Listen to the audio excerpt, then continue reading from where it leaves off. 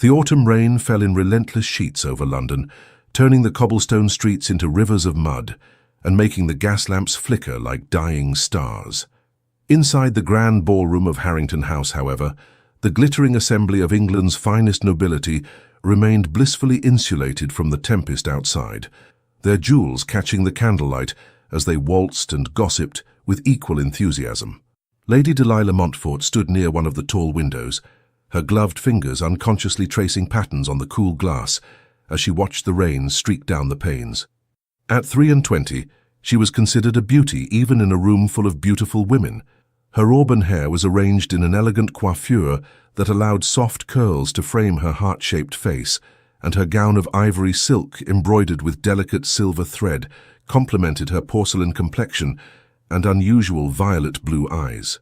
"You look positively melancholy, sister," came a familiar voice beside her. "Surely the spectacle of London's most eligible bachelors making fools of themselves should provide some amusement." Delilah turned to see her elder brother, Philip Montfort, the Marquis of Ashford, regarding her with that particular expression of brotherly concern that always made her feel simultaneously protected and suffocated. At 30 years of age, Philip cut an imposing figure in his perfectly tailored evening clothes, his dark hair and aristocratic features drawing admiring glances from several young ladies across the room.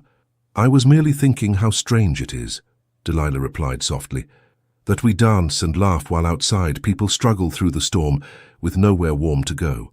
Philip's expression softened. "Your tender heart does you credit, Delilah, but you mustn't let such thoughts trouble you on an evening meant for enjoyment. Father would want you to be happy." The mention of their father, who had passed away 2 years prior, brought a familiar ache to Delilah's chest. The late Marquis had been a kind man, devoted to his children, and his death had left a void that still felt raw. "I know," she murmured, forcing a small smile. "Forgive me. I shall endeavor to be more cheerful." "That's my girl." Philip squeezed her hand gently. "Now I believe Lord Hartley is approaching with the clear intention of requesting your next dance. Try not to discourage the poor fellow entirely. He's harmless enough, even if he does prose on about his hunting dogs." Delilah suppressed a sigh as her brother moved away, leaving her to face the approaching Lord Hartley with as much grace as she could muster. But before the gentleman could reach her, a sudden hush fell over the ballroom, not complete silence, but a noticeable drop in conversation, like a wave of whispers moving through the crowd. She turned toward the entrance, her curiosity piqued, and felt her breath catch in her throat. A man stood at the top of the grand staircase, surveying the assembly with an expression of cool indifference that somehow commanded attention more effectively than any dramatic entrance could have done. He was tall, well over 6 feet, with broad shoulders that filled out his perfectly cut black evening coat. His hair was dark as midnight, worn slightly longer than current fashion dictated, and his face possessed the kind of stark, masculine beauty that seemed carved from granite. High cheekbones, a strong jaw, and a mouth that looked as though it had forgotten how to smile.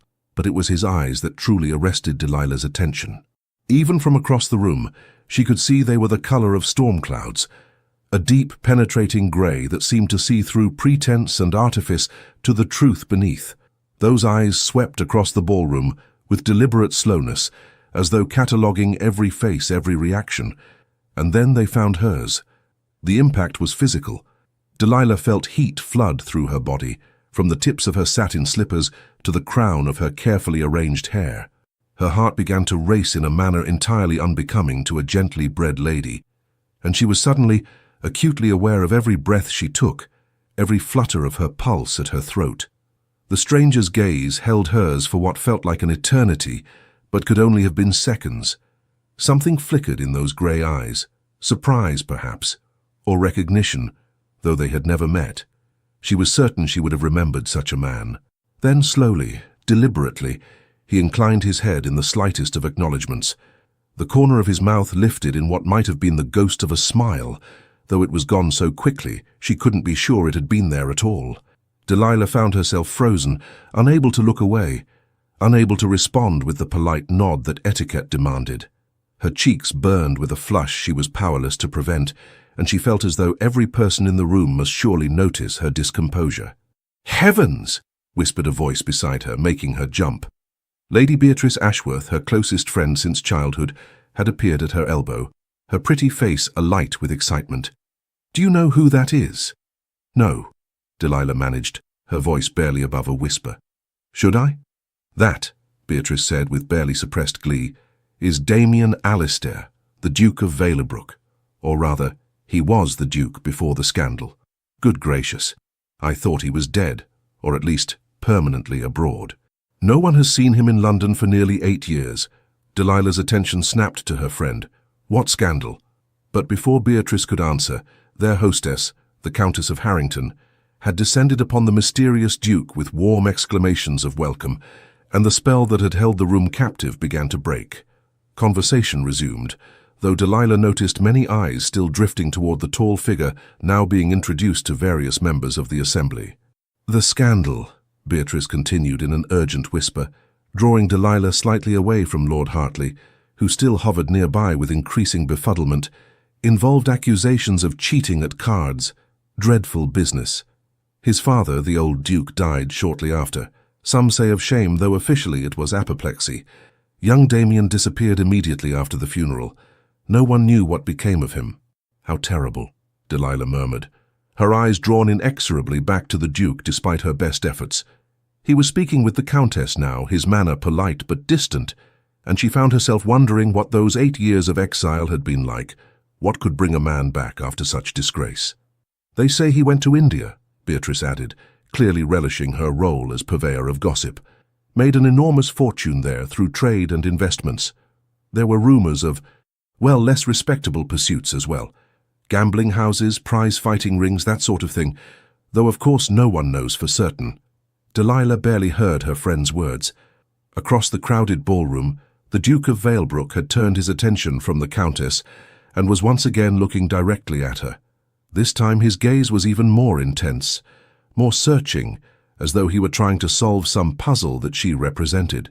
"He's coming this way," Beatrice hissed, gripping Delilah's arm with barely contained excitement. "Oh my word, he's actually walking toward us." Indeed, the Duke had begun to move through the crowd with the focused determination of a predator stalking prey.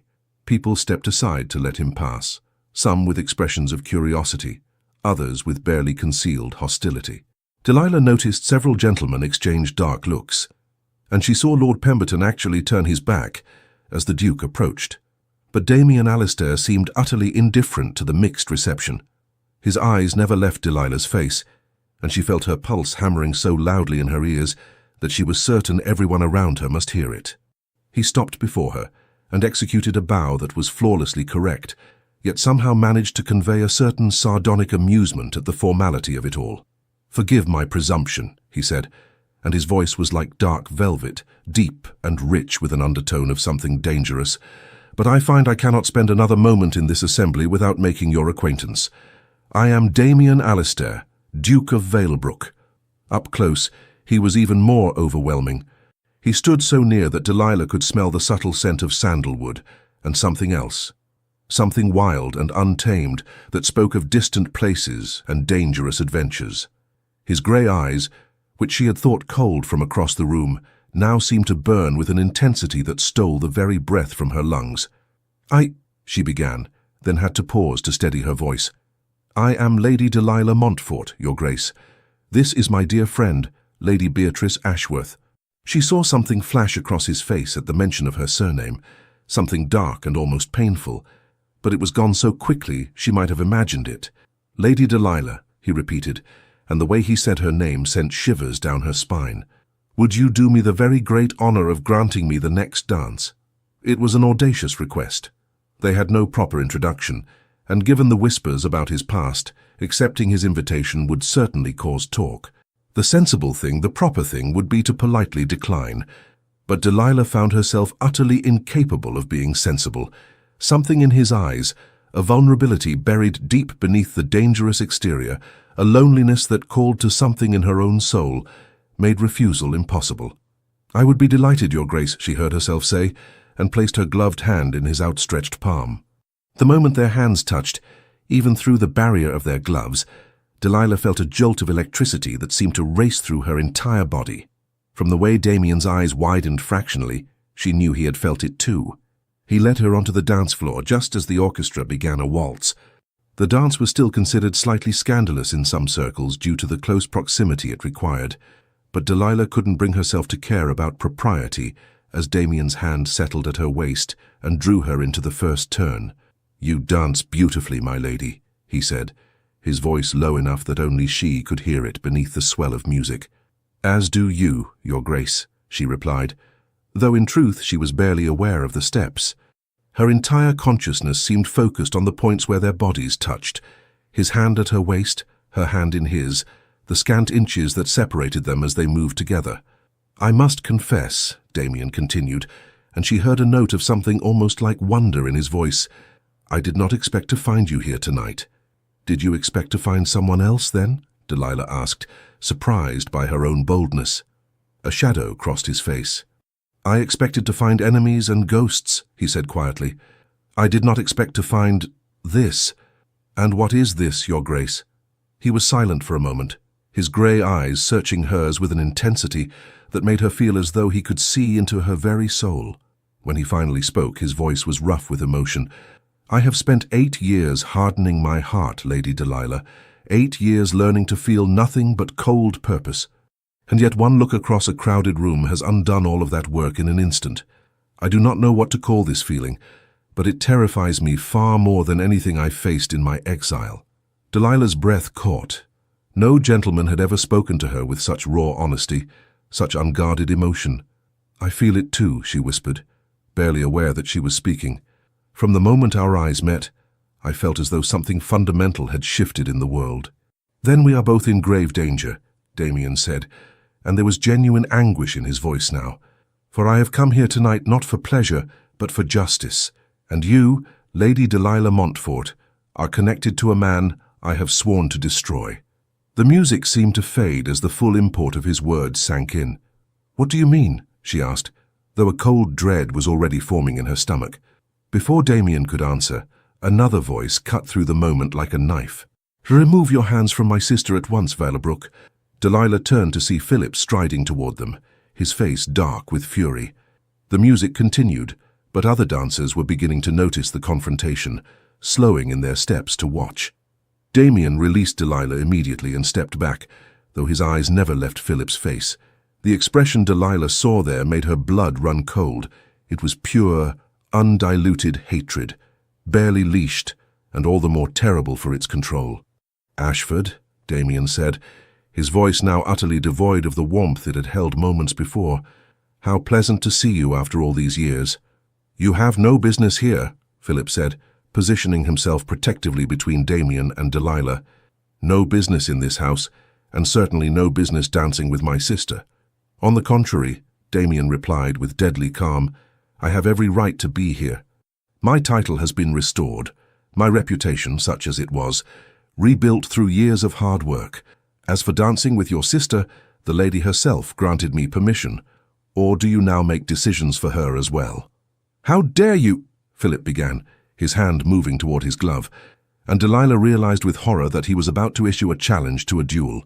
"Stop it!" she cried, stepping between them. "Both of you, stop this at once. Philip, we are causing a scene.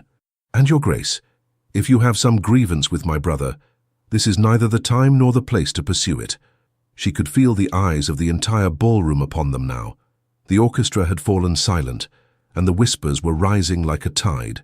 Damien looked at her, and she saw something crack in that carefully controlled facade. "Forgive me, Lady Delilah," he said softly. "I never meant to distress you, but your brother and I have unfinished business from years past. Business that I intend to resolve." "What business?" Delilah demanded, looking between the two men. "What could possibly have happened to cause such animosity?" "Ask him," Damien said, gesturing toward Philip. "Ask your beloved brother what he did 8 years ago. Ask him about the cards that were found in my possession during that fateful game. Ask him who really put them there." Philip's face had gone white. "You dare to accuse me of—" "I dare to speak the truth," Damien interrupted, his voice cutting like steel. "I dare to name you for what you are. A cheat, a liar, and the man who destroyed my father's honor and hastened him to his grave." The ballroom erupted into shocked exclamations. Philip looked as though he might strike Damien where he stood, but the Duke merely smiled, a cold, terrible expression that held no humor whatsoever. "But I did not come here tonight to brawl like common ruffians," Damien continued, straightening his cuffs with elaborate care. "I came to announce my return to society and to inform certain parties that I have not forgotten the debts owed to me. Debts," he added, his eyes boring into Philip's, "that I fully intend to collect." With that, he turned to Delilah and bowed once more, his expression softening fractionally. "Lady Delilah, it has been a revelation to meet you. I hope we shall encounter each other again under more pleasant circumstances." Then he was gone, striding through the parting crowd toward the exit with his head held high, leaving chaos and furious whispers in his wake. Delilah stood frozen, her mind reeling. She looked at her brother, who was still staring after the Duke with an expression of such mingled fury and fear that it made her stomach turn. "Philip," she said quietly, touching his arm, "is it true? Did you do what he says?" Philip's jaw clenched. "We are leaving," he said, taking her elbow in a grip that was just short of painful. "Now. But I want to know—" "Not here, Delilah," he hissed, practically dragging her toward the exit. "We will discuss this at home, not in front of half of London's society." As their carriage pulled away from Harrington House, Delilah stared out into the rain-soaked night and felt tears prick her eyes.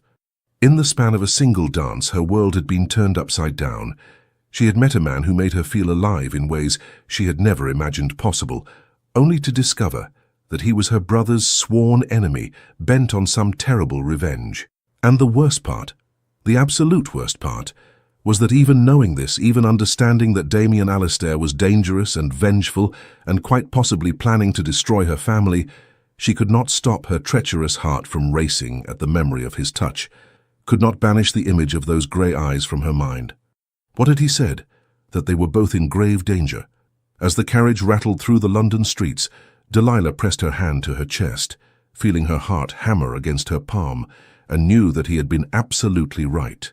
The Montfort residence on Grosvenor Square was silent when Delilah and Philip returned from the ball, save for the soft footsteps of servants who took their cloaks and retreated with lowered eyes that suggested they had already heard whispers of the evening's scandal. "The library," Philip said tersely, and Delilah followed him into the book-lined room that had been their father's sanctuary. Even now, 2 years after his passing, the scent of his favorite tobacco still seemed to linger in the air. Philip moved to the sideboard and poured himself a generous measure of brandy, downing half of it in one swallow before turning to face her. In the candlelight, he looked older than his 30 years, the lines around his eyes more pronounced, his shoulders carrying a weight that seemed to bow them. "You want the truth," he said flatly. "Very well, Delilah. You shall have it." She settled into one of the leather armchairs, her hands folded tightly in her lap to keep them from trembling. "Did you cheat at cards? Did you frame the Duke of Valebrook?" Philip laughed, a bitter, hollow sound. "Frame him? Good God, is that what he told you?" "He suggested it," Delilah replied, trying to keep her voice steady. "He said you put marked cards in his possession during a game. He said you destroyed his father's honor and hastened his death." "And you believe him?" Philip's voice was sharp. "A man you met but an hour ago whose reputation was ruined by his own foolish pride and reckless behavior." "I don't know what to believe," Delilah said quietly. "That is why I am asking you, brother. Please, just tell me what happened." Philip drained the rest of his brandy and set the glass down with more force than necessary. For a long moment he stood with his back to her, staring at the rain streaming down the windows. "It was 8 years ago," he finally said. "I was 22, barely a year into my title after father's illness had forced him to retire from public life. Damien Alistair was different then. Arrogant, certainly, but there was a lightness to him, a joy in life that I confess I envied. He had everything, title, wealth, a father he adored, and who adored him in return." "What happened?" Delilah prompted when he fell silent. "There was a card game at White's. Very high stakes, even by the standards of our set. Damien was winning, he usually did, he had the devil's own luck. But that night, something felt wrong. The way he handled the cards, the pattern of his wins. Lord Pemberton noticed it first. He called for the deck to be examined." Philip turned to face her now, his expression haunted. "They were marked, Delilah. Subtly, expertly, but marked nonetheless. And when they searched Damien's coat, they found 2 more decks identically marked hidden in the lining. But how did they get there? Delilah demanded. Surely anyone could have placed them. His valet confessed, Philip interrupted. Under questioning, the man admitted that Damien had ordered him to prepare the decks to sew the secret pocket in his coat. There were witnesses, documentation, everything required to prove the matter beyond doubt. Delilah's mind was racing. But Damien claimed you were responsible. Of course he did, Philip said wearily. He stood to lose everything, his reputation, his honor, his father's respect. Rather than accept the consequences of his actions, he lashed out, made wild accusations against anyone he could think of. He claimed I had bribed his valet, that I had orchestrated the entire affair out of jealousy. Were you jealous? The question slipped out before Delilah could stop it. Philip's expression hardened. Perhaps. Does that make me a villain? Damien Alistair had never known hardship, never struggled, never watched a parent waste away from illness while the bills mounted and the vultures circled. Yes, I resented his easy charm, his effortless success. But I did not cheat, and I certainly did not frame an innocent man. He moved closer, crouching beside her chair so he could look directly into her eyes. Delilah, I loved our father. When he died, it nearly destroyed me. Do you truly believe I could deliberately drive another man's father to his grave out of petty spite? Delilah looked into her brother's eyes so like her own, and saw genuine pain there, genuine conviction. But she also remembered the way Damien had looked at her, the raw anguish in his voice when he spoke of his father's death.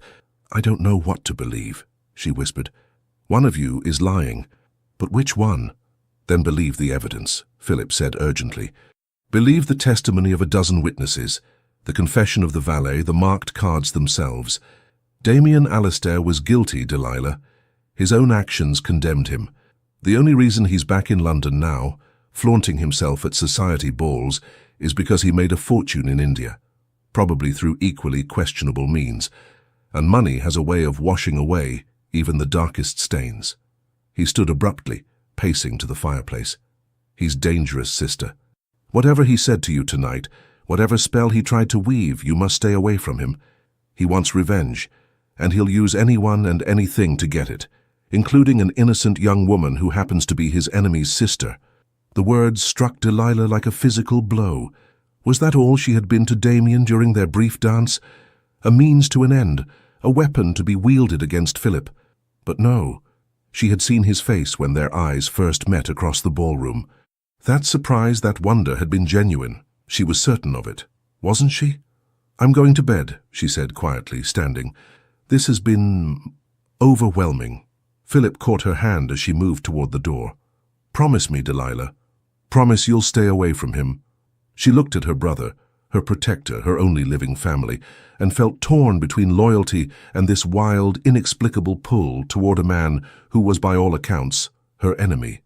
I promise to be careful, she said at last, which was not quite the promise he had asked for, but all she could give. That night, sleep eluded her. She lay in her bed, listening to the rain drum against the windows, and her mind replayed every moment of her encounter with Damien Alistair, the intensity of his gaze, the gentleness of his touch, the raw emotion in his voice when he spoke of the feeling between them. And then his final words, "You, Lady Delilah Montfort, are connected to a man I have sworn to destroy." Could a man intent on revenge feel the kind of connection she had felt? Could hatred and whatever this was coexist in the same heart? She didn't know, but as dawn began to break over London, painting the rain-washed sky in shades of pearl and rose, Delilah made a decision. She would not simply accept either man's version of events. She would seek the truth for herself, no matter where it led. 3 days passed before Delilah saw Damien Alistair again, 3 days during which she made careful inquiries among her acquaintances, gathering fragments of information about the scandal that had driven him from London. The story, she discovered, was more complex than either man had presented it. Yes, the marked cards had been found. Yes, the valet had confessed. But the valet himself had disappeared shortly after giving his testimony, and rumors suggested he had come into a considerable sum of money around the same time. Moreover, several gentlemen who had been present that night admitted, in private, that the evidence had seemed almost too perfect, too conveniently arranged. The thing is, Lady Beatrice confided during an afternoon call, her voice dropping to a conspiratorial whisper, My cousin was there that night, and he said Lord Pemberton seemed almost gleeful when the cards were discovered, as though he had been expecting it. And you know Pemberton and your brother were thick as thieves back then. Are they still close? Delilah asked, trying to sound merely curious rather than desperately interested. Oh, less so now. Pemberton moved to his country estate a few years ago, after some unpleasantness with debts. But back then, yes, they were practically inseparable. The information churned in Delilah's mind as she and Beatrice walked through Hyde Park, their maids trailing at a discreet distance. It was one of those crisp autumn days when the sun broke through the clouds in shafts of golden light, and the fallen leaves crunched satisfyingly beneath their boots. They were discussing the upcoming Devonshire ball when Beatrice suddenly gripped Delilah's arm. "Don't look now," she hissed, "but the Duke of Valebrook is riding this way. Good heavens, he cuts a fine figure on horseback." Of course, Delilah looked immediately. Damien was indeed approaching on a magnificent black stallion, controlling the powerful animal with an ease that spoke of years of expert horsemanship. He was dressed for riding in buckskin breeches and a dark coat that emphasized the breadth of his shoulders, and even from a distance, those grey eyes seemed to find and hold hers. "Lady Delilah," he said, bringing his mount to a halt and dismounting in one fluid motion. "Lady Beatrice, what a pleasant surprise." "Your Grace," Delilah managed, acutely aware of her racing pulse. "I trust you are well?" "Well enough," he replied, and she caught the double meaning in his words, the unspoken acknowledgement of the turmoil that had followed their dance. "I wonder if I might have a word with you in private, Lady Delilah. That is," he added, glancing at Beatrice, "if your companion would be so good as to allow it." Beatrice's eyes were practically dancing with curiosity. "Of course, Your Grace. I shall just admire those roses over there, quite intently, and at some distance." She practically skipped away, leaving Delilah alone with Damien save for the maids who hovered far enough away to preserve propriety while remaining visible. "I must apologize," Damien said quietly, his eyes searching hers. "For the scene at the ball, I never intended to cause you such distress." "Then why did you ask me to dance?" Delilah asked, surprised by her own boldness. "If you knew I was Philip's sister, if you came to the ball seeking confrontation with him, why approach me at all?" A muscle worked in Damien's jaw. "Because I am, it seems, a far greater fool than I realized. I saw you across that ballroom, and every carefully laid plan, every cold calculation, every vow I had made to myself over 8 years of exile, all of it became meaningless. In that moment, there was only you." The raw honesty of his words stole Delilah's breath. "But afterward I remembered who I was and why I had returned to London," Damien said grimly. "I remembered the look on my father's face when society turned their backs on him, when his oldest friends refused to acknowledge him in the street. I remembered finding him dead in his study, a letter to me clutched in his hand, begging me to clear our family name." His voice broke slightly on the last words, and Delilah saw the agony in his eyes, the grief that 8 years had not diminished. "I'm so sorry," she whispered. "Losing a parent is... I know how it feels to carry that pain." "Then you understand why I cannot simply forget," Damien said. "Why I must see justice done." "Justice," Delilah repeated. "Or revenge?" He smiled bitterly. "Is there a difference?" "Yes," she said firmly. "Justice seeks truth and restoration. Revenge seeks only to inflict pain. What is it you truly want, Your Grace?" Damien was silent for a long moment, his grey eyes studying her face as though memorizing every feature. "A week ago, I could have answered that question without hesitation. Now," he shook his head, "now I find myself questioning everything." "My brother says you were guilty," Delilah said, watching his reaction carefully. "He says there were witnesses, evidence, a confession. And do you believe him?" "I want to believe him," she admitted. "He is my brother, my protector, but—" "But," Damien prompted, "but I have also made inquiries of my own, and I have found that the truth of that night is perhaps not as clear as either of you would have me believe." Something flickered in Damien's expression. Respect, perhaps, or hope. "You are investigating?" "I am seeking to understand what really happened. And I will tell you the same thing I told Philip. I will not simply accept your word or his without evidence." Damien stepped closer, close enough that she could see the fine lines at the corners of his eyes, the shadow of stubble along his jaw. "You are a remarkable woman, Lady Delilah Montfort, more remarkable than I ever could have imagined. Flattery will not sway me," she said, though her voice was not as steady as she would have liked. "It is not flattery if it is the simple truth." His hand lifted as though he might touch her face, but he stopped himself, letting it fall back to his side. "I did not cheat at cards that night. I swear it on my father's grave, on everything I hold sacred. I was framed, and your brother was instrumental in that deception." "Then prove it," Delilah challenged. "If you want me to believe you, show me evidence. Don't just demand that I take your word over Philip's." "I intend to," Damien said. "I have spent 8 years gathering information, tracking down witnesses, piecing together what really happened that night. Soon, I will have everything I need to expose the truth before all of society." "And what then?" Delilah asked softly. "When you have your proof, when you have destroyed my brother's reputation as yours was destroyed, will that bring your father back? Will that ease the pain you carry?" The question clearly struck deep. Damien's jaw clenched, and she saw a war playing out behind his eyes. "I don't know," he finally admitted, "but I know I cannot move forward with my life until I have laid the past to rest, until I have honored my father's memory by clearing his name and exposing those who wronged him. And where do I fit into all of this?" The question came out barely above a whisper. Damien's expression softened, and this time he did reach out, his fingers brushing lightly against her gloved hand.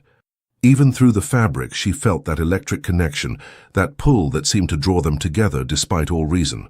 "You," he said quietly, "are the complication I never anticipated.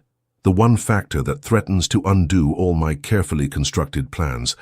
Because I find, Lady Delilah, that I cannot pursue vengeance against your brother without hurting you, and the thought of causing you pain is unbearable." "Then perhaps you should reconsider your course," Delilah said, though her heart was hammering. "Perhaps there is another way to clear your father's name without destroying my family." "Is there?" Damien asked. "Can you suggest such a way?" Delilah thought of Philip's face when he had spoken of their father, the genuine pain she had seen there. Whatever had happened 8 years ago, she did not believe her brother was entirely villain or Damien entirely victim. The truth, she suspected, lay somewhere in between. "I will help you," she said, surprising even herself. "I will help you discover what really happened that night. But in exchange, you must promise me something." "What?" Damien asked, his eyes intent on hers. "That whatever we discover, you will pursue justice rather than revenge, that you will not seek to destroy Philip simply for the sake of destruction, and that you will give me time to speak with him, to try to find a resolution that does not tear apart everything I hold dear." It was a bold proposition, and she saw Damien wrestle with it.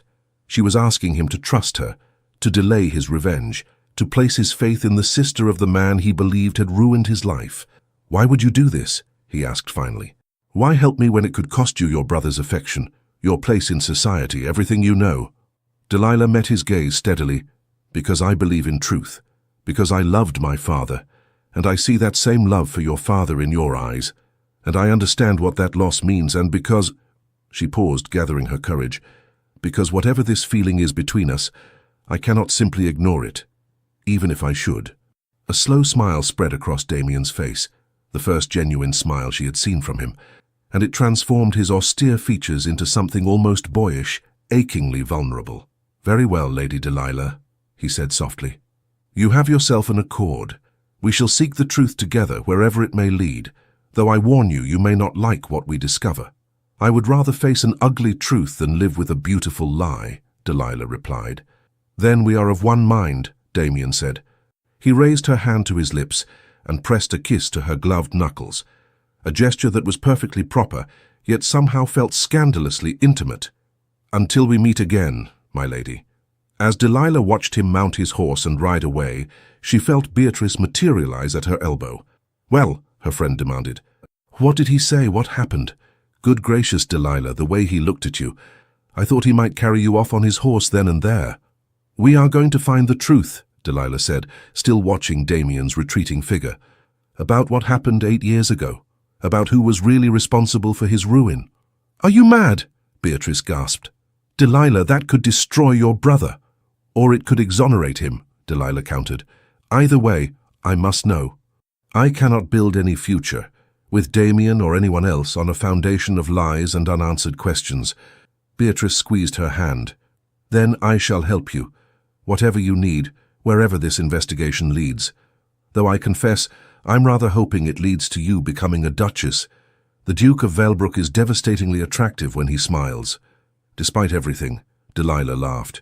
But as they turned to leave the park, she felt the weight of what she had undertaken settling on her shoulders. She had promised to help Damien uncover the truth, but she had also promised Philip she would be careful. She could only pray that when all was revealed, there would still be a way to bridge the chasm between the two men and to follow her heart without betraying her family. The investigation began in earnest the following week. Damien sent Delilah a note, delivered by a trusted footman rather than through conventional channels, suggesting they meet at Hatchard's bookshop on Piccadilly, where they could speak privately under the guise of literary browsing. Delilah arrived with Beatrice as her chaperone, though her friend was more than happy to lose herself in the latest Gothic novels, while Delilah made her way to the history section where Damien waited. He looked different in the daylight streaming through the shop's windows, less dangerous, more human, though no less compelling. When he saw her approach, his entire demeanor softened in a way that made her heart flutter. "Thank you for coming," he said quietly, pretending to examine a volume on Roman military tactics. "I wasn't certain you would." "I gave you my word," Delilah replied, selecting a book at random and opening it without truly seeing the pages. "Have you discovered something?" "Perhaps. There is a man, James Whitmore, formerly a footman in Lord Pemberton's household. He left service rather suddenly 8 years ago and has been living in a modest cottage in Kent ever since. Too modest, given his previous position and lack of other employment." Delilah's pulse quickened. "You think he knows something?" "I think he was paid to know something and keep quiet about it," Damien said grimly. "I've had investigators watching him for the past 2 years, waiting for the right moment to approach. That moment, I believe, has come. He's recently taken ill and has been seeing the local physician regularly. A man facing his mortality often wishes to unburden his conscience." "You mean to question him?" "I mean to offer him a chance at redemption," Damien corrected, "and enough money to ensure his remaining days are comfortable in exchange for the truth." Delilah considered this. "When do we leave for Kent?" Damien's eyebrows rose. "We? You don't think I'm going to let you conduct this investigation without me, do you? Besides, a dying man might be more inclined to speak honestly to a gentle lady than to an imposing duke seeking revenge." A smile tugged at Damien's lips. "You are quite possibly the most extraordinary woman I have ever met." "Flattery, Your Grace," Delilah reminded him, though she couldn't help but smile. "Truth, my lady," he countered. "Though I must point out that travelling to Kent together would be scandalous in the extreme. Your reputation will be protected by Beatrice's presence and that of your carriage driver and my maid. We shall tell everyone I am visiting a sick aunt. It's thin, but it will suffice if we're discreet." Damien studied her for a long moment, his grey eyes searching hers. "Why are you doing this, Delilah? Truly? You risk so much for a truth that may hurt your brother deeply." It was the first time he had used her given name without her title, and the intimacy of it sent warmth flooding through her. "Because I cannot live a lie," she said simply. "And because when I look at you, I see a man carrying a terrible burden of grief and injustice. If I can help lighten that burden, how can I not try? Even if the truth proves I am right about your brother." Delilah's throat tightened. "Even then, though I pray it will not come to that." They arranged to depart 2 days hence, which gave Delilah time to prepare her deception. She told Philip she would be visiting the Ashworth country estate for a week. Beatrice's parents were conveniently abroad, making the lie difficult to verify, and packed a modest trunk with the help of her lady's maid, Martha, who was loyal and discreet. The morning of their departure was grey and cold, with fog rolling through the London streets like ghostly fingers. Damien's carriage was unmarked and elegant, drawn by 4 perfectly matched horses, and he handed both ladies into it with careful courtesy. But once they were underway, with Martha dozing in the corner and Beatrice pretending to read while actually watching them with keen interest, the careful distance evaporated. "Tell me about your father," Delilah said softly. What was he like? Damien was silent for so long that she thought he might not answer. But then he began to speak, his voice low and filled with memory. He was the kindest man I ever knew. When I was a boy, he used to take me riding in the early mornings before the estate woke.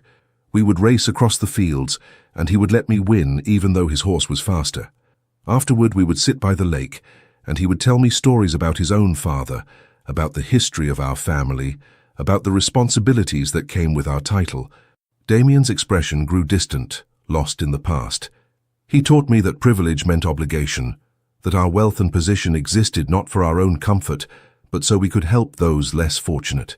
He established schools on our estates, improved the workers' cottages, made sure no tenant went hungry in hard times. He sounds wonderful, Delilah murmured. He was. And when the scandal broke, when society turned on us, it destroyed him. Not because he cared about his own reputation, but because he believed I had betrayed everything he taught me. He died thinking his only son was a cheat and a liar. Damien's voice cracked, and Delilah saw him swallow hard, fighting for composure. Without thinking, she reached across the carriage and took his hand. This time neither of them wore gloves, and the contact of skin against skin was electric. "I'm so sorry," she whispered. "To lose a parent is terrible enough, but to lose them believing the worst of you, I cannot imagine such pain." "Tell me about your father," Damien said, his fingers tightening around hers. "Please, I would like to know." So Delilah spoke of her own father, his gentle humor, his love of books, his pride in his children. She spoke of watching him decline, of the illness that had stolen his strength bit by bit, until the vibrant man she knew was just a shadow. "At the end, he made Philip promise to always protect me," she said. "I think that's why my brother is so intense about keeping me safe. He sees it as his sacred duty, the last promise he made to our father." "Which makes me the enemy," Damien said quietly. "A threat to both you and him." "Not a threat," Delilah corrected, "just complicated." They fell into silence, but their hands remained joined. Across from them, Beatrice had given up all pretense of reading and was watching them with unabashed fascination. "This is absurdly romantic," she declared, "like something from one of my novels. Star-crossed lovers, family feuds, mysterious investigations in the countryside. All we need is a highwayman attack to make it perfect." "Please don't wish for such things," Martha said, rousing from her apparent sleep. "I have no desire to be robbed, thank you very much." Despite the tension, they all laughed, and the mood in the carriage lightened. Damien began telling stories of his years in India, the heat and chaos of Calcutta, the breathtaking beauty of the Taj Mahal, the adventures and misadventures that had helped him build his fortune. "I lived a dozen different lives in those 8 years," he said, "some of them not entirely respectable. I gambled, I fought, I made deals with merchants and maharajas. I did whatever was necessary to survive and prosper." "Did you enjoy it?" Delilah asked. "The adventure, the freedom?" "Parts of it," Damien admitted. "There was something liberating about being stripped of everything, title, reputation, home, and having to build myself anew. But I was always aware that I was running from grief, from injustice, from the truth of what had been done to me." "And now you've stopped running," Delilah said. "Now I've stopped running," he agreed, his gray eyes locked on hers. "Though I'm not certain what I'm running toward instead." The words hung in the air between them, weighted with possibility and danger. They reached the village in Kent by late afternoon. The cottage where James Whitmore lived was modest, but well-maintained, with a neat garden and smoke curling from the chimney. Damien helped the ladies from the carriage, and they approached the door together. A middle-aged woman answered their knock, her expression wary when she saw the quality of their clothing. "We're here to see Mr. Whitmore," Damien said gently. "We understand he's been unwell. We've come as old acquaintances, bearing news he may wish to hear."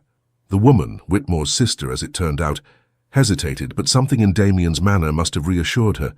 She led them into a small sitting room where a thin, grey-haired man sat in a chair by the fire, a blanket across his lap, despite the warmth. James Whitmore's eyes widened when he saw Damien. "Your Grace," he whispered, and there was fear in his voice, but also something else. Relief, perhaps. "Mr. Whitmore," Damien said, settling into a chair across from the older man, while Delilah and Beatrice remained standing. "I believe you know why I've come." "I wondered if you would," Whitmore said quietly. 8 years I've waited, expecting you to appear at my door. 8 years of this weight on my conscience. Then let us ease that weight, Damien said. Tell me the truth about what happened the night of that card game. Tell me who paid you to lie and why. Whitmore's hands trembled.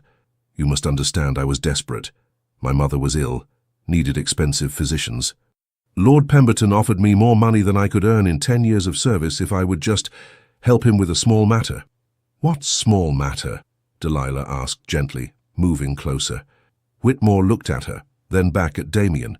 He wanted me to plant marked cards in your coat, Your Grace, and when the time came to swear that you had ordered me to do it, that you had planned the whole scheme. The words fell like stones into a still pond, sending ripples of shock through the room. Why? Damien asked, his voice tightly controlled. Why did Pemberton want to destroy me? It wasn't just about you, Whitmore said miserably. It was about money, huge sums of money. Lord Pemberton was drowning in gambling debts, had been for years.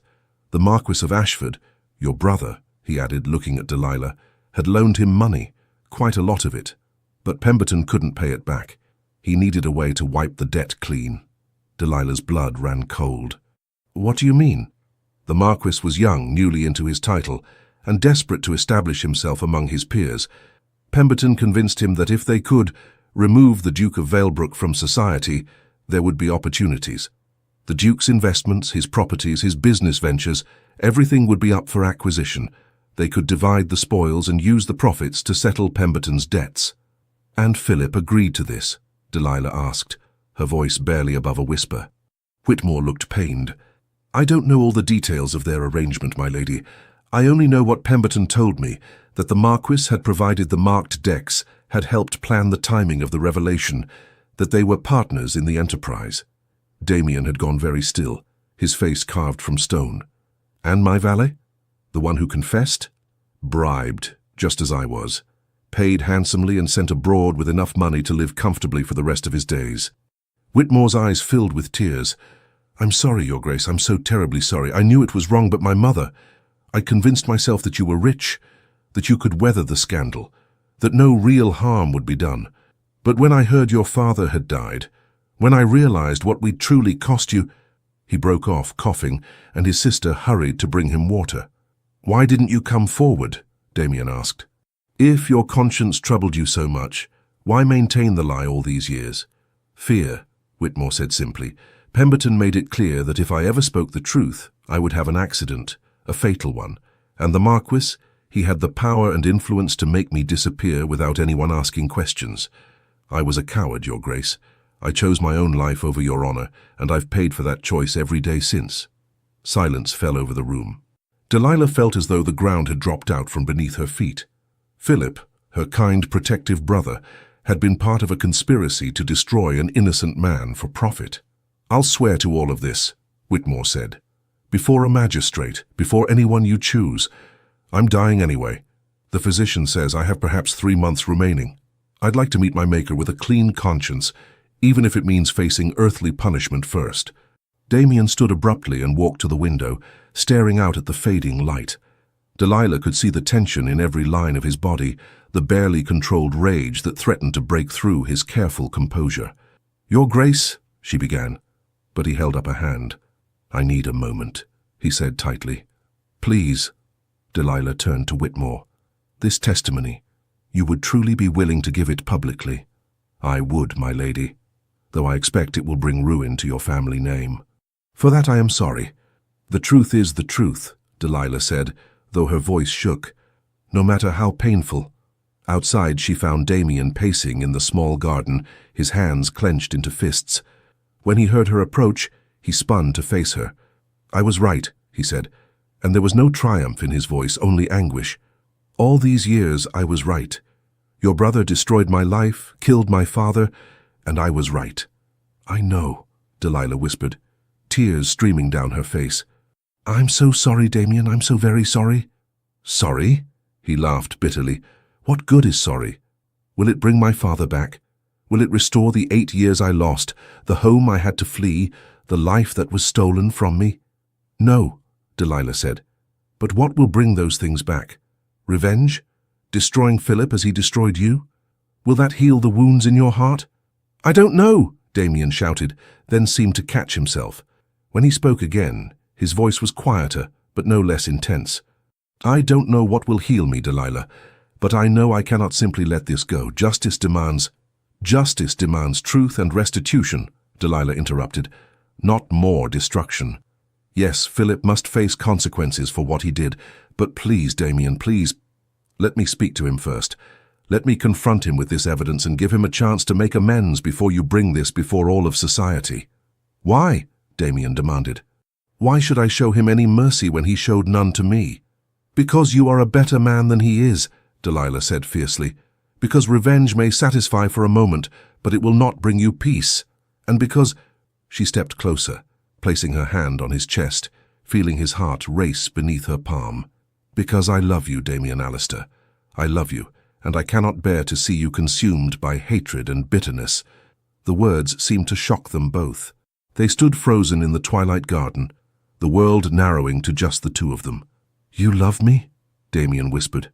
I do, Delilah confirmed, tears still streaming down her face. Heaven help me, but I do. I love your strength and your pain, your quest for justice and your capacity for feeling. I love the man you are and the man you could be if you let go of this need for vengeance. Damien's hands came up to frame her face, his thumbs brushing away her tears with infinite gentleness. I love you too, he said hoarsely. From that first moment across the ballroom I have been utterly, completely yours, and it terrifies me because loving you means choosing between my vow to my father and my hope for a future. How can I do both? By seeking justice rather than revenge, Delilah pleaded, by demanding that Philip make amends, restore what he took, acknowledge his crimes, but also by allowing him the chance for redemption. People can change, Damien. They can grow and learn from their mistakes. 8 years ago, Philip was young and foolish and desperate. That doesn't excuse what he did, but perhaps there's a way forward that doesn't require destroying everyone involved. Damien pulled her close, burying his face in her hair.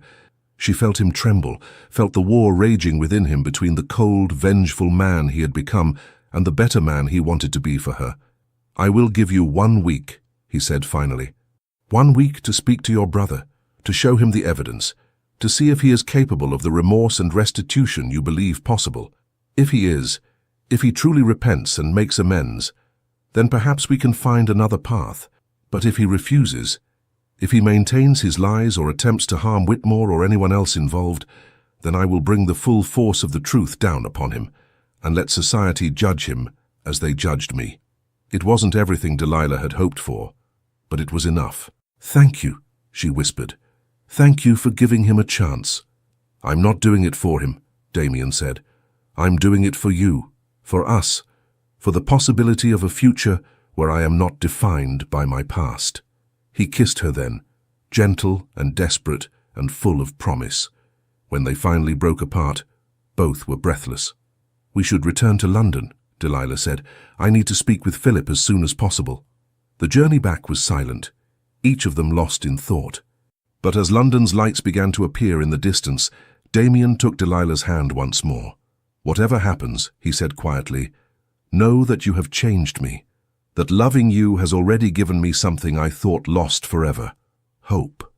Delilah squeezed his hand, praying that hope would be enough to carry them through the storm that was coming. Delilah returned to Grosvenor Square late that evening, her mind churning with how to approach Philip. She found him in the library as she had expected, reviewing estate accounts by candlelight. Delilah, he looked up with surprise and relief. I thought you were at the Ashworth estate. When did you return? Just now, she said, closing the door behind her. And I need to speak with you about something of grave importance. Something in her tone made Philip set down his pen. What's happened? Are you all right? I'm fine, Delilah said, settling into the chair across from his desk. But I need you to tell me the truth about something, Philip. The whole truth with no evasions or half-truths. His expression became guarded. About what? About what really happened 8 years ago. About Damien Alistair and the card game at White's. About Lord Pemberton and Mark Dex and a man named James Whitmore. The colour drained from Philip's face. Where did you hear that name? I've just returned from Kent, where Mr. Whitmore told me everything. How Pemberton paid him to plant the cards in Damien's coat, how he was instructed to lie about Damien ordering him to do it, and how you provided the marked decks and helped plan the entire scheme. Philip stood abruptly, his chair scraping against the floor. That's preposterous. You can't possibly believe— Don't! Delilah interrupted, her voice sharp. Don't insult me with more lies, Philip. Whitmore is dying, and he's willing to swear to everything before a magistrate. The truth is coming out whether you acknowledge it or not. The only question is whether you'll face it with honor or continue to hide behind deception. Philip's face worked through a series of expressions: denial, anger, fear, before finally settling on something like defeat. He sank back into his chair, suddenly looking much older than his 30 years. How did you find him? He asked quietly. Damien has been investigating for years. He never believed he was guilty, and he was right not to. At the mention of Damien's name, Philip's jaw clenched. So you've allied yourself with him, against your own family. I've allied myself with the truth, Delilah corrected, and with justice. Two things you apparently abandoned 8 years ago. A long silence stretched between them. Finally, Philip spoke, his voice heavy with exhaustion. You want to know what happened? Very well. I'll tell you. He poured himself a generous measure of brandy and drank deeply before continuing. When Father fell ill, I inherited not just his title but also his debts. Debts I hadn't known existed, hidden away in ledgers he never shared with me. We were on the brink of ruin, Delilah. The estate, this house, everything. It would have all been lost. So you conspired to ruin an innocent man? Delilah asked, unable to keep the disgust from her voice. I conspired to save our family, Philip shot back. Pemberton came to me with a plan. Valebrook was rich, successful, and arrogant.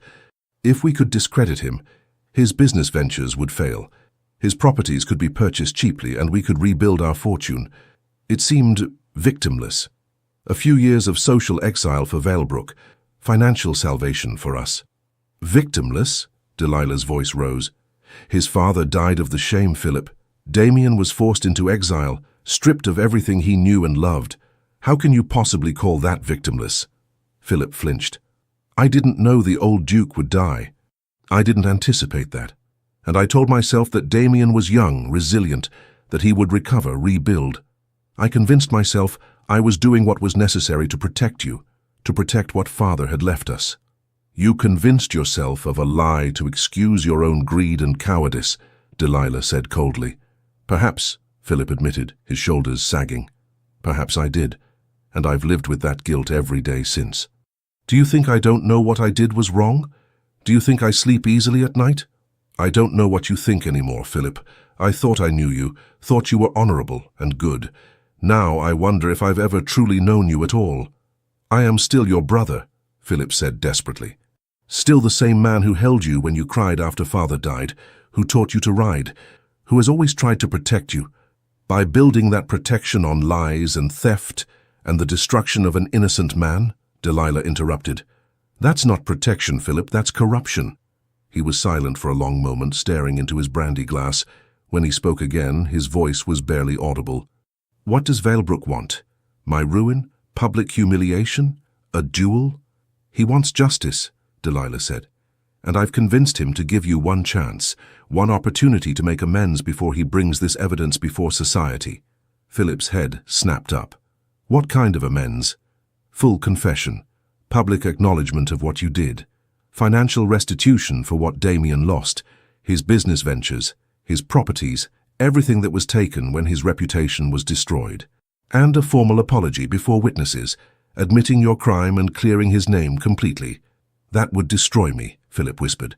Everything I've built, my position in society, my prospects for marriage, all of it would be gone.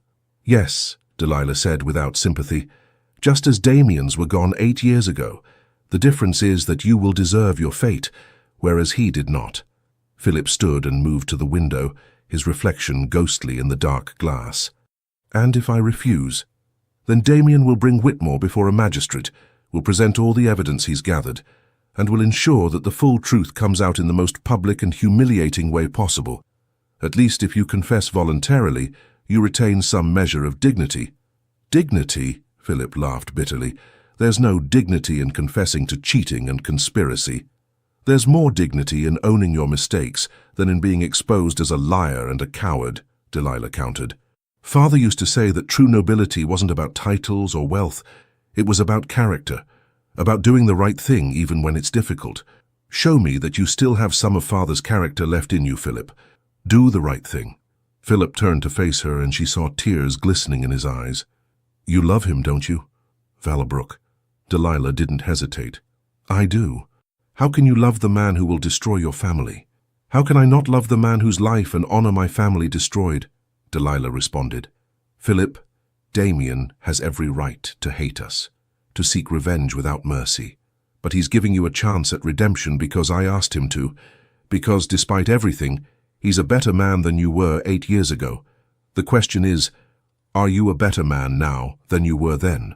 The question hung in the air between them. Philip sank back into his chair, his face buried in his hands.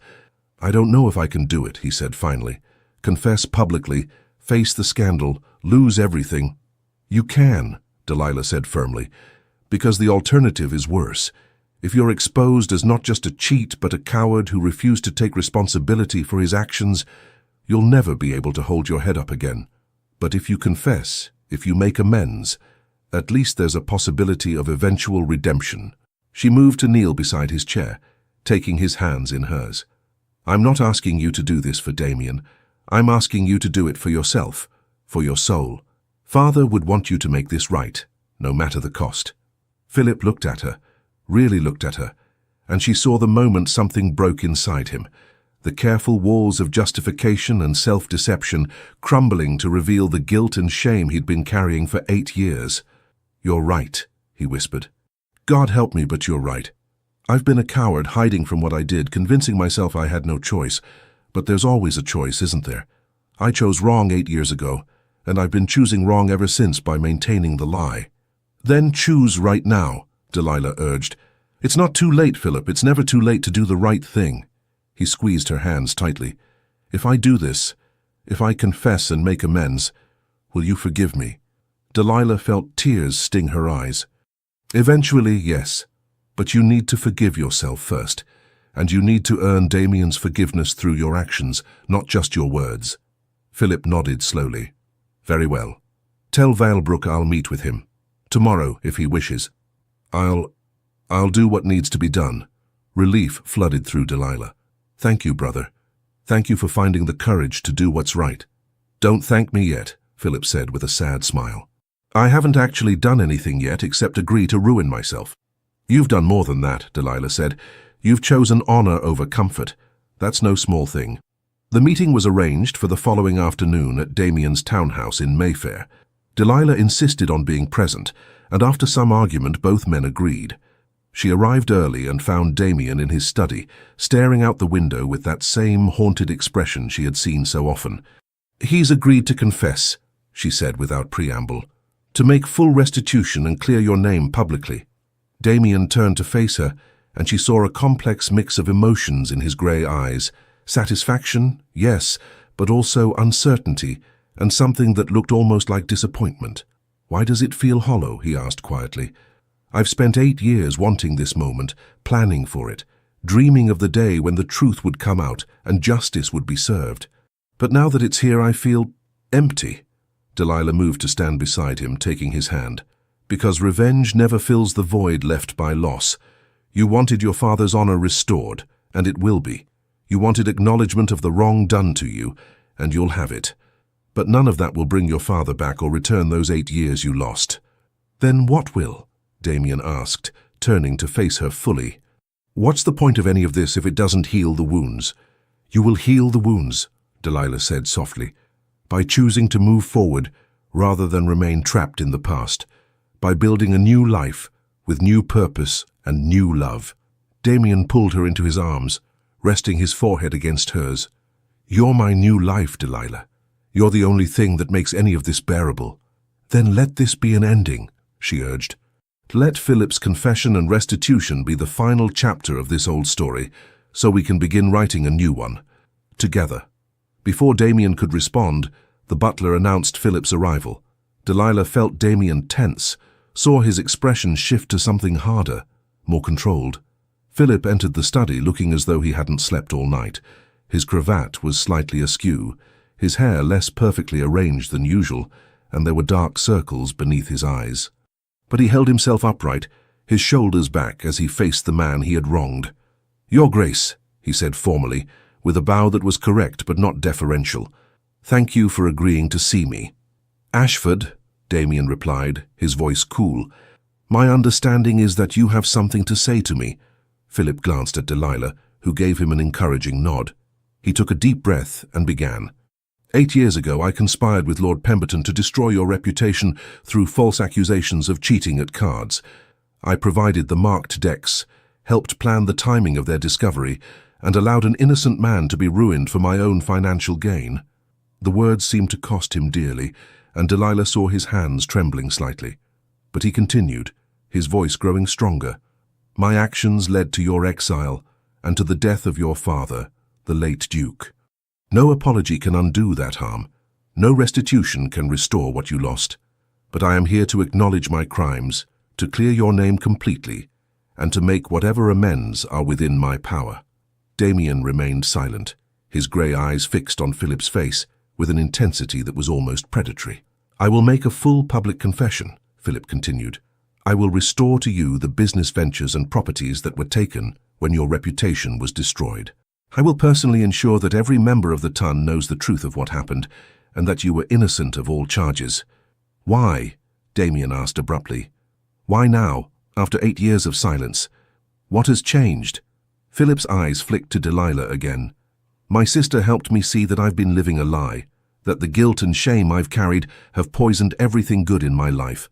I can't undo the past, but I can face it honestly and try to build something better going forward."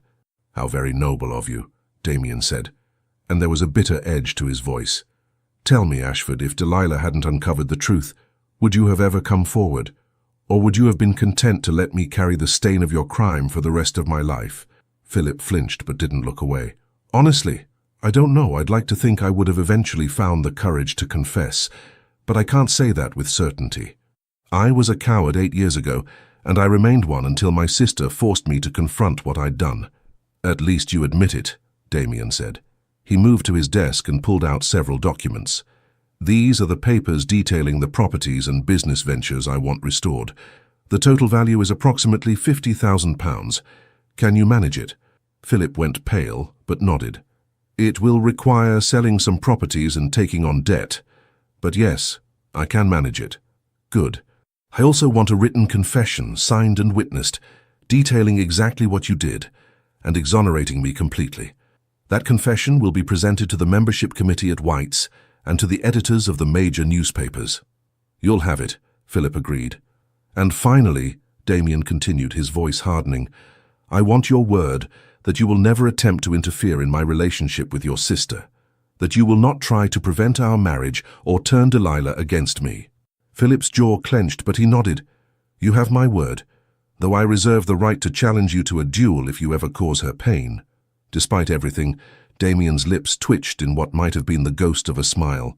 "Fair enough. I would expect no less from a brother." The tension in the room eased fractionally. Philip pulled out a folded piece of paper from his coat. "I've already prepared a draft of the confession," he said, handing it to Damien. "My solicitor has reviewed it to ensure it's legally sound. All it needs are the signatures of witnesses." Damien read through the document carefully, and Delilah saw his expression shift as he absorbed the full scope of Philip's admission. When he looked up, there was something new in his eyes, not forgiveness exactly, but perhaps a grudging respect. "This will destroy your reputation," he said quietly. "You understand that?" "I do," Philip replied, "but it's no less than I deserve. And perhaps in time, if I live honorably from this point forward, I can rebuild something worth having." Damien was silent for a long moment, studying the man who had once been his enemy. Then he set down the confession and extended his hand. "I cannot say I forgive you, Ashford. The wounds are too fresh, the loss too great, but I can acknowledge that what you're doing now takes courage. Perhaps that's a start."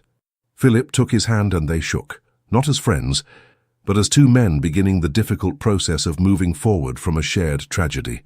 "For what it's worth," Philip said quietly, "I am truly sorry. Not just for what happened to you, but for what happened to your father. He was a good man and he didn't deserve to die believing his son had dishonored him.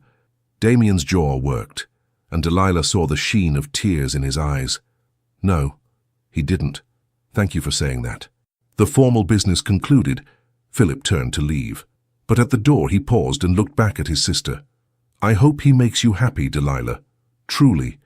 Despite everything, I can see that you love him. And after what I've done, I have no right to stand in the way of your happiness. You're still my brother, Delilah said softly, and I still love you. But you need to earn back my trust, and that will take time. I understand, Philip said. I'll spend however long it takes proving that I can be the man Father raised me to be. After he left, Delilah and Damien stood in silence for a long moment.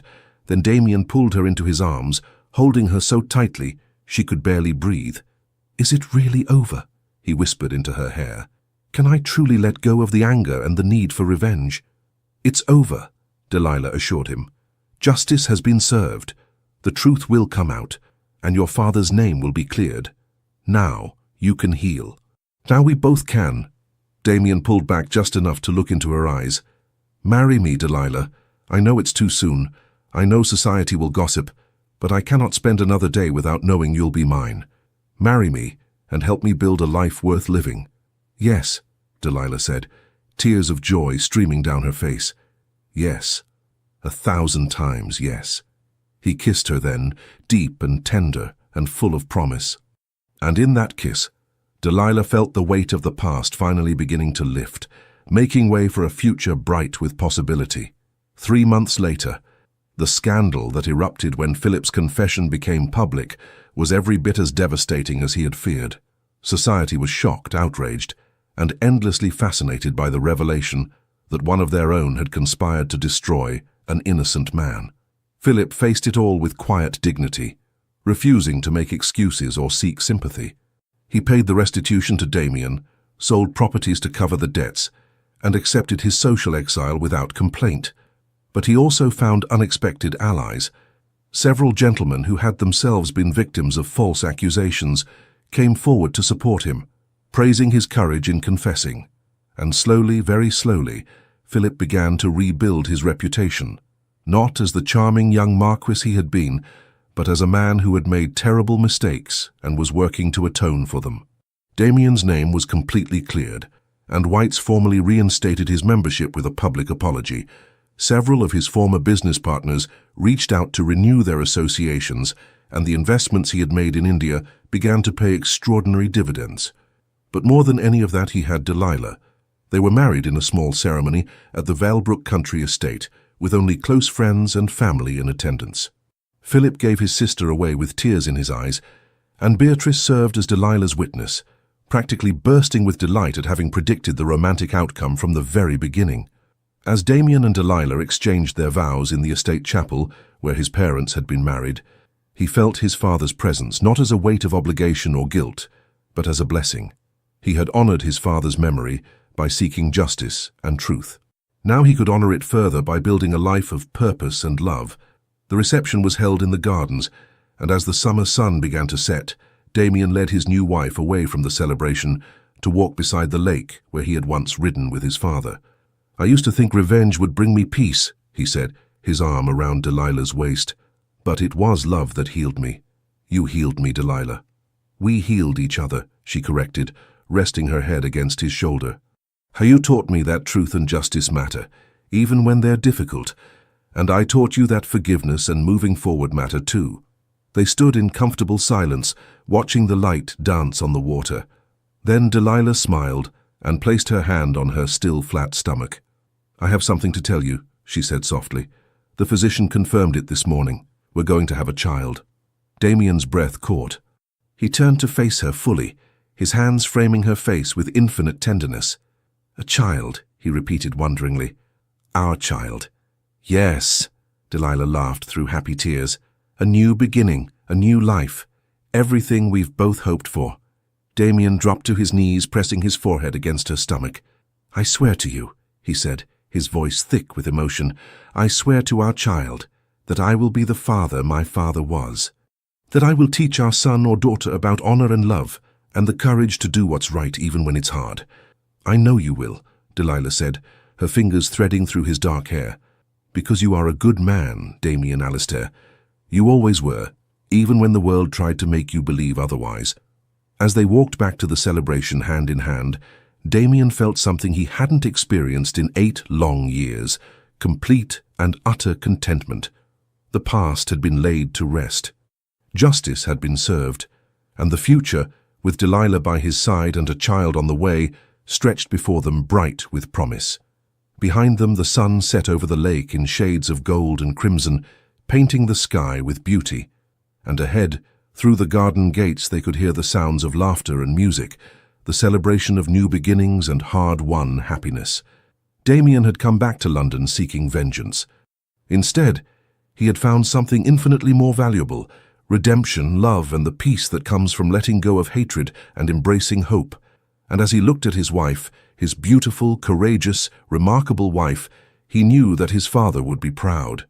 Not because he had destroyed his enemy, but because he had chosen to build a future worth living instead. 1 year later, the nursery at Valebrook House was filled with afternoon light when Damien entered, having just returned from Parliament, where he had given his maiden speech. He found Delilah in the rocking chair, their infant son cradled against her chest, her voice soft as she sang a lullaby. "How was your speech?" she asked, looking up with a smile. "Well received, I think," Damien said, kneeling beside the chair to look at his son, Thomas James Alistair, named for both their fathers. The baby had Delilah's auburn hair and Damien's grey eyes, and at 3 months old he was already showing signs of his mother's determined personality. "Philip was there," Damien added quietly. "He approached me afterward to congratulate me on the speech. We spoke for a few minutes. It was cordial." Delilah's eyes brightened. "I'm glad. I know it's still difficult between you, but the fact that you can speak civilly is progress." "It is," Damien agreed. He reached out to stroke his son's impossibly soft cheek. "I want Thomas to know both his parents' families. I want him to understand that people can make terrible mistakes and still find redemption if they're willing to work for it." "He'll understand," Delilah assured him, "because he'll have parents who teach him about both justice and mercy, about holding people accountable and also giving them chances to change." Thomas stirred in her arms, making small, cooing sounds. Damien took him carefully, holding his son against his chest and marveling, as he did every time, at the perfect miracle of this tiny life. "I used to think my father's death had destroyed any chance I had at happiness," he said softly. "But now I see that the path I walked, as painful as it was, led me here, to you, to our son, to this life we're building together." "Do you still miss him?" Delilah asked gently. "Your father?" "Every day," Damien admitted. "But I think he would be proud of the man I've become, not because I got revenge, but because I learned to let go of hatred and choose love instead." He looked down at his son, whose grey eyes were beginning to drift closed. "And I promise you, Thomas, that I will be the father to you that mine was to me. I will teach you honor and kindness, justice and mercy. I will show you that true strength lies not in vengeance, but in forgiveness, not in holding grudges, but in building bridges." Delilah stood and wrapped her arms around both of them, creating a circle of warmth and love. "We'll teach him together," she said, "and he'll grow up knowing that even when darkness threatens, love is always stronger." As the afternoon sun streamed through the nursery windows, the small family stood together, united by bonds that had been tested and proven unbreakable. Damien had returned to London seeking to destroy his enemy, but in the process he had found something infinitely more precious: a love worth fighting for, a family worth building, and the peace that comes from choosing hope over hatred. And in that moment, holding his wife and son, Damien knew with absolute certainty that he had finally, truly come home. The end. Dear listener, as you reach the end of Damien and Delilah's journey, I want you to take a moment and breathe deeply. Let their story settle into your heart. Damien spent 8 years carrying the weight of injustice, planning revenge that he believed would bring him peace. Perhaps you too have carried hurts from years past, betrayals by people you trusted, losses that still ache in the quiet hours of the night. But here is the truth: holding on to bitterness is like drinking poison, and expecting the other person to suffer. Those 8 years didn't hurt the people who wronged Damien. They only imprisoned him, keeping him trapped in the worst moment of his life. The transformation came through love and choosing to see beyond the hurt to the possibility of healing. You are not the sum of what others have done to you. Like Damien, you have the power to choose what comes next. Philip's story teaches us that it's never too late to make amends. Yes, confession cost him dearly, but in facing his mistakes honestly, he finally freed himself. If you're carrying guilt tonight, know this. You cannot build a good life on a foundation of lies. It's never too late to choose the harder, better path. And Delilah reminds us that love doesn't mean accepting wrongdoing. It means standing courageously between justice and revenge, demanding truth without destroying relationships. To you who have lived long enough to collect both wounds and wisdom, you have earned the right to let go, to release the grievances you've carried for decades. You deserve to sleep peacefully, to wake without that familiar weight of old anger pressing on your chest. As you prepare to sleep tonight, imagine laying down 3 heavy stones. The first stone is the injustice done to you. It happened, it was wrong, but it no longer has to define you. The second stone is guilt for mistakes you've made. You cannot change the past, but you can change tomorrow. Forgive yourself. The third stone is the fear that nothing will ever get better. Your path forward exists, even if you cannot see it yet. Trust that it's there. You are stronger than you know. You have survived every difficult day so far. That strength is woven into the very fabric of who you are. Sleep deeply tonight, dear listener. You are protected. You are not alone in your struggles. You matter. Your life matters. Your story matters. And just like Damien and Delilah, you too can choose love over hatred, hope over despair, and tomorrow over yesterday. Rest now. Tomorrow is a new chapter, and you get to help write it. Some people hear with their ears, but you, dear listener, you heard with your heart. And for that, we are eternally grateful. Thank you for being here. The Legends of the Fall Team. Thank you for staying with us until the very end of Damien and Delilah's powerful journey. We pour our hearts into every story we share, and your presence here means everything to us. If you felt moved by this tale of love, justice, and forgiveness, please consider supporting our channel by liking the video, leaving a comment, subscribing, and sharing it with someone who loves historical romance. From the bottom of our hearts, thank you for being part of this community. Your support keeps us inspired to continue crafting stories full of redemption, emotional depth, and true love. At the end of this video, you'll see another story from our channel. Click it, and let yourself be swept away by yet another unforgettable tale. With all our gratitude, the Legends of the Fall Team.